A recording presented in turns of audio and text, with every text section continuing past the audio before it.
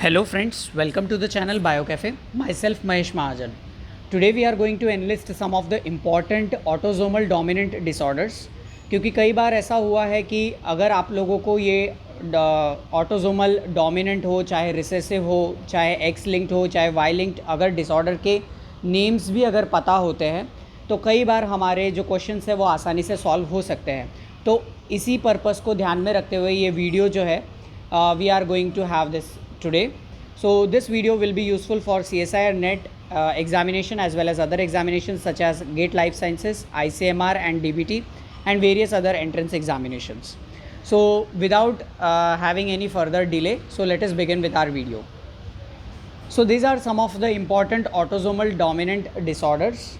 So first one is your familial hypercholesterolemia. Second is neurofibromatosis. Third is achondroplasia. Fourth is tylosis. Fifth is your polydactyly. Sixth is your Marfan syndrome. Seventh is your Huntington's disease. Eight is your phenylthiocarbamide, that is PTC tasting. And ninth is related to your retinoblastoma. तो ये सारे के सारे जो disorder यहाँ पर जो मैंने मेंशन किए हुए हैं, this are very much important because कई बार ऐसे क्वेश्चंस जो है आ गए हैं पार्ट सी में CSIR नेट के अंदर, जहाँ पर डिज़ीज़ का नाम भी दे दिया है as well as pedigree chart भी दे दिया है. तो अगर आप लोगों को वो डिसऑर्डर नहीं पता है कि कौन सा है तो आपको वो पेडिग्री चार्ट जो है वो सॉल्व करना होता है और उसमें भी भरोसा नहीं होता है कि आप सही आंसर दे पा रहे हो कि नहीं दे पाओगे. So no guarantee is there. But अगर डिसऑर्डर का नाम दे दिया और आपको पता है कि येस ये डिसऑर्डर ऑटोजोमल डोमिनेंट है या रिसेसिव है या एक्स लिंक्ड है या वाई लिंक्ड है, तो आपको आराम से वो जो क्वेश्चन है वो आ जाएगा और आराम से आप उसका आंसर जो है वो टिक कर सकते हो. तो ठीक है, तो हमें थोड़ी सी मेहनत ये करनी है यहाँ पर कि हमें ये डिसऑर्डर के नाम जो है हमें इनसे फेमिलियर हो जाना है, ताकि अगर लक बाय चांस अगर उस क्वेश्चन में डिसऑर्डर का नाम दे दिया है तो आपको वो पेडिग्री चार्ट सॉल्व करने की ज़रूरत नहीं पड़ेगी and directly you can tick the answer. अब मैं आपको दो ऐसे एग्जाम्पल दिखाऊँगा जहाँ पर CSIR के पार्ट सी सेक्शन में उन लोगों ने ये चीज़ पूछी हुई है, राइट, और जहाँ पर नेम के साथ ये कंडीशंस उन लोगों ने डाली हुई है. तो let us C those examples. So first you can see easily कि मार्फन सिंड्रोम दे ही दिया है, पहले ही नाम दे दिया है डिसऑर्डर का. अगर आपको पहले से ही पता है कि Marfan syndrome autosomal dominant disorder है तो आपको इतनी मेहनत करने की ज़रूरत नहीं होगी, आपका टाइम वेस्ट भी नहीं होगा to solve this pedigree chart, right. तो directly you can take the correct answer, that is autosomal dominant, which is your second option in this question.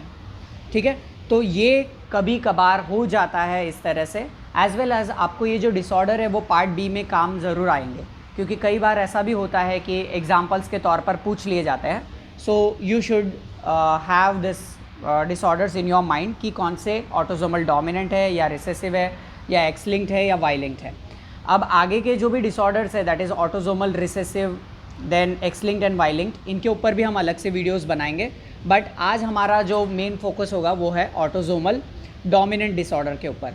तो आप देख सकते हो कि यहाँ पर without any wastage of time या कोई भी सेकंड लगाए हुए या फिर मिनट लगाए हुए हम डायरेक्टली आंसर टिक कर सकते हैं कि यस कि ये मार्फन सिंड्रोम यहाँ पर बोल दिया गया है तो ये ऑटोजोमल डोमिनेंट डिसऑर्डर है and second is the option, और ये ऑप्शन करेक्ट भी है. ठीक है, उसी वे में हमारे पास एक दूसरा एग्जाम्पल है दैट इज़ योर PTC से related, that is phenyl carbamide testing से रिलेटेड. अगेन ये ऑटोजोमल डोमिनेंट डिसऑर्डर है और आप देख ही सकते हो कि क्वेश्चन में बता ही दिया है कि this particular pedigree chart represents PTC testing वाला जो ट्रेट होता है उसको ये रिप्रेजेंट कर रहा है. अगर आपको पता ही है कि PTC टेस्टिंग जो है वो ऑटोजोमल डोमिनेंट ट्रेट में आता है तो जस्ट आपको एक टिक मार्क करना है, राइट, और आंसर जो है वो आपका आराम से आ जाता है या दिख जाता है, that is autosomal dominant trait which is option number 1. तो आपको ये पेडिग्री की इतनी जो झंझट मारी है वो करने की ज़रूरत ही नहीं पड़ेगी. सो आपको थोड़े से एफर्ट्स लगाने हैं in order to have this disease in your mind. तो आपको एक बार एनलिस्ट कर लेना है इन डिसऑर्डर्स को. Once again I am showing you, that is familial hypercholesterolemia, then neurofibromatosis, achondroplasia, tylosis, polydactyly, Marfan syndrome, Huntington's disease, phenylthiocarbamide, PTC testing, and retinoblastoma. अब आप लोगों ने ये 2 एग्जाम्पल तो देख ही लिए कि मार्फन सिंड्रोम भी पूछा हुआ था एंड फिनाइल थायोकार्बामाइड वाला भी पूछा हुआ था, डायरेक्ट था, राइट। सो इस तरह से कई बार क्वेश्चन बन के आ जाते हैं and as well part B में भी ये चीज़ आपको काम आएगी। So make sure this thing you are doing and you are noting all these diseases in your notepad, right? In the same way we are going to look for autosomal recessive also, X-linked and Y-linked also. So I hope that this video is very useful because ऐसे जो questions बनते हैं इनके direct answer है और आपको 4 marks आसानी से दे जाएंगे, right? So इतने efforts आपको लगा लेने हैं। If you had liked this video then please do hit the like button and share it with your friends and subscribe to the channel BioCafe. सो आपके सब्सक्राइब करने से मुझे मोटिवेशन मिलता रहेगा एंड आपका प्रिपरेशन भी होता रहेगा as well as we will grow as a family. Thank you so much.